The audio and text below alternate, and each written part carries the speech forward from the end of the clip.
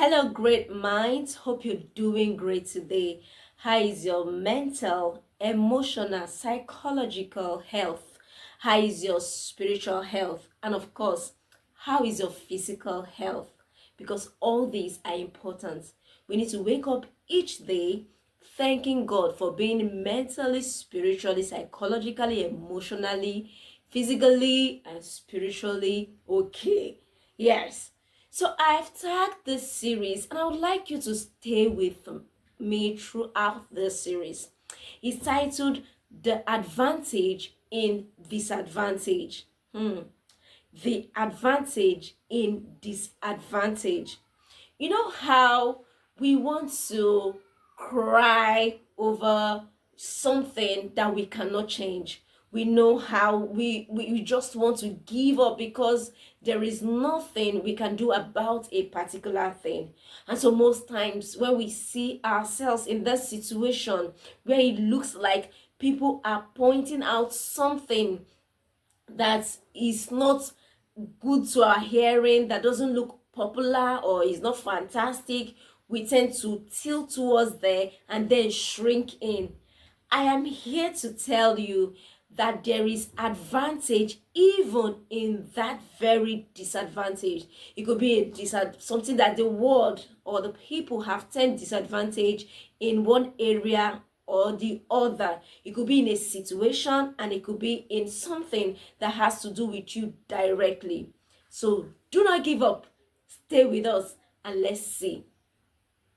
Now, in the book of Judges, I would love you to have a sit down with the Word of God because there are practical things we can live by daily. I assure you, when you pick up the scripture, there is so much you can get from here and you will run with it practically each day as you live. There is a story in the book of Judges and you can see it, Judges chapter 2 and chapter 3. So I would encourage you read the entire chapter. Do not worry, it is an interesting story. You would enjoy the read. It's in Judges, the book of Judges, chapter 2 and chapter 3. And let me paraphrase so that I can bring out what we have to learn from this particular man. So there was a man called Ahood.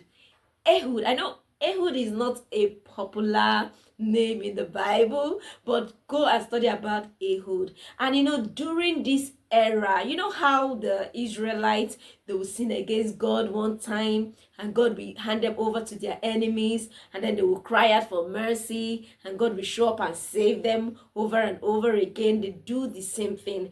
Now in this particular period where it was Ehud's season or Ehud's time, it was not common for people to be left-handed.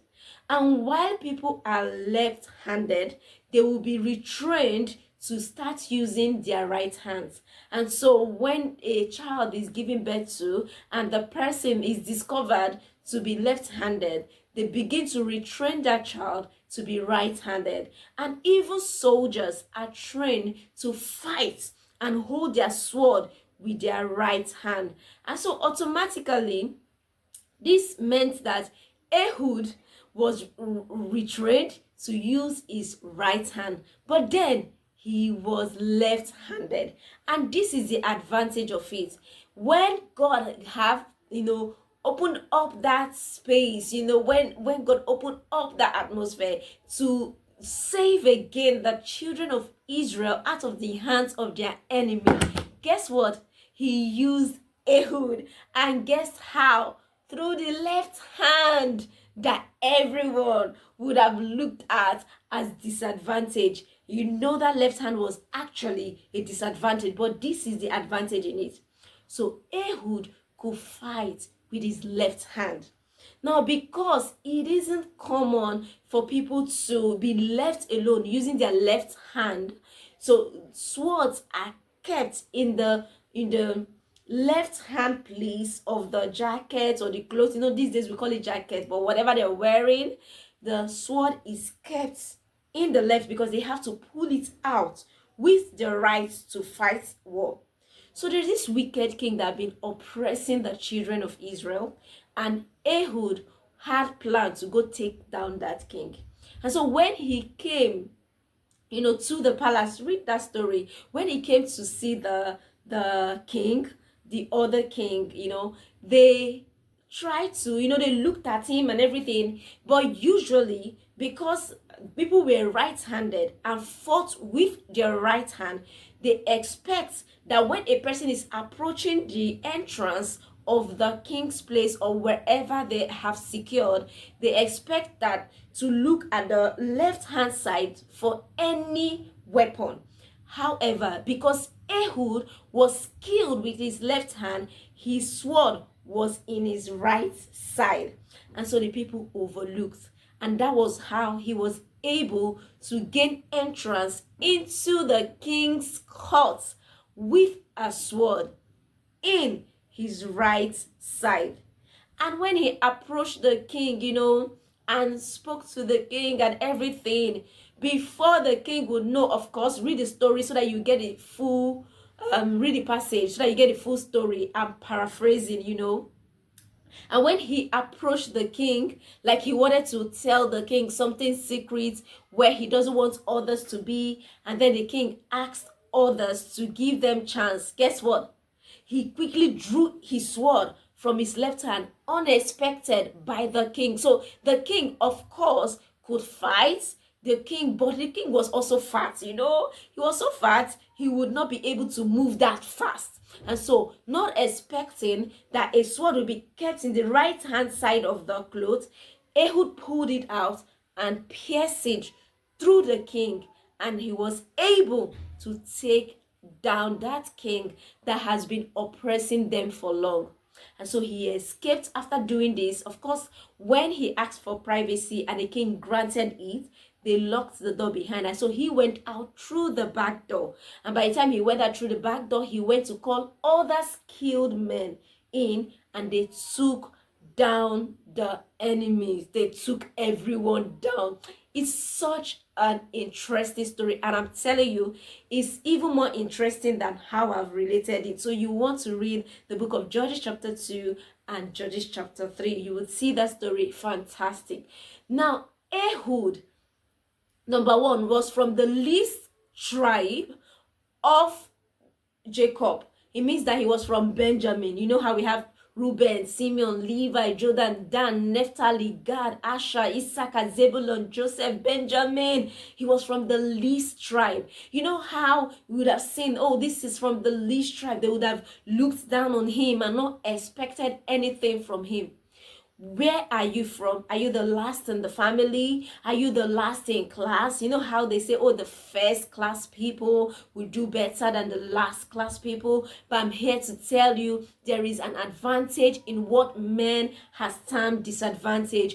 Don't give up on yourself as you do life. You might write an exam and it looks like you are not coming out with the best of results. I tell you, what you have is enough to go a lifetime. Just keep putting in your best. Don't look down on whatever it is that you have. Don't say, oh, I'm the least in this area. Because just like Ehud, who was from the least tribe of Israel, yet that did not debar him from taking advantage of what and where he has access to. He came out regardless. He didn't stay back beating himself, crying, sitting down, not doing anything. Oh, I'm from the least tribe, I don't need to do much. Oh, my efforts will not be recognized. We have Reuben, we have Simeon. Oh, even if I do something, he wasn't doing all that.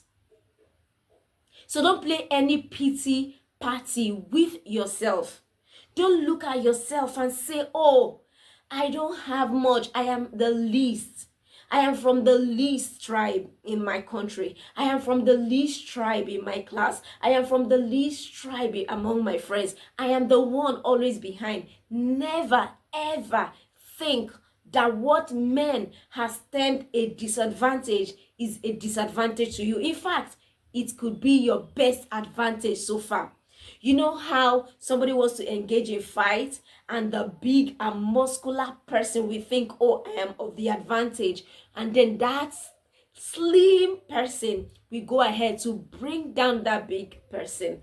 That is an advantage even in a disadvantage. So by size, the person would have looked at themselves and say, oh, I don't qualify to bring this person down, but then they will bring them down. So by your papers, by your qualification, by what you have, you would have looked at yourself to say, no, I don't qualify to have that job. I don't qualify to be employed. I don't qualify to start this business. I don't qualify to get married. I don't qualify to do this. Oh, I don't qualify to have that baby. Oh, they said that once a woman has gotten to a particular age, they can't give birth anymore. I want you to know that there is an advantage in everything that men has called disadvantage. So it doesn't matter when you're starting. It doesn't matter how you're starting. Just keep getting at it. Keep going. Keep hitting. Keep trying. You could just be that very person whose story is different, who will make waves, who will bring out the best. And can I tell you, that was the longest Israel has ever enjoyed peace and freedom.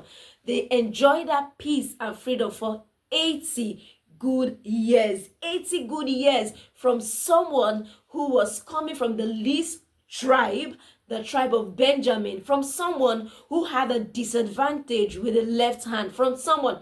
Stay tuned.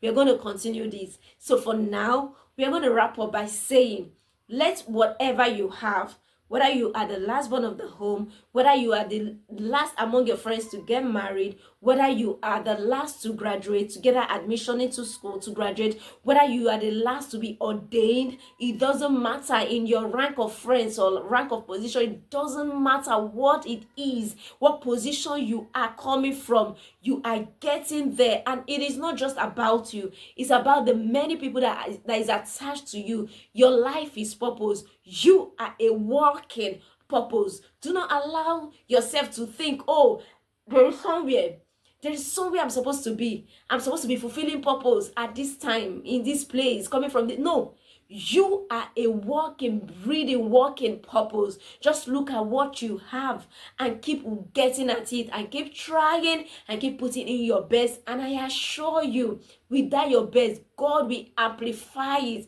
just like he amplified the feet of those crippled men who said, if we stay here we die, if we go we may die, let's just go and try. And then by the time they are going, the Bible recorded that God amplified the sound of their feet, that the enemies fled away and left all the food and their jewelries and everything, and they were able to overcome. So please, as you go and continue life, ensure that you don't see every disadvantage as the end. That very thing that men has termed as your own disadvantage, there is an advantage in it. So we close here for now. I'll see you in the next video.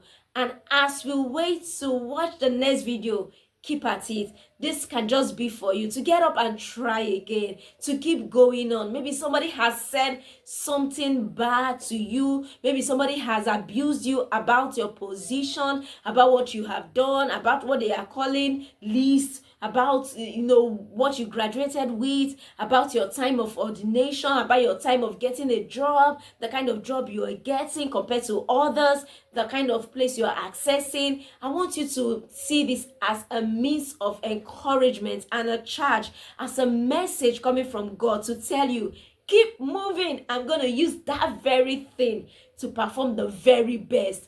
God is a God that used the least to do the best possible. See you in the next video. Do have a great day. Ciao.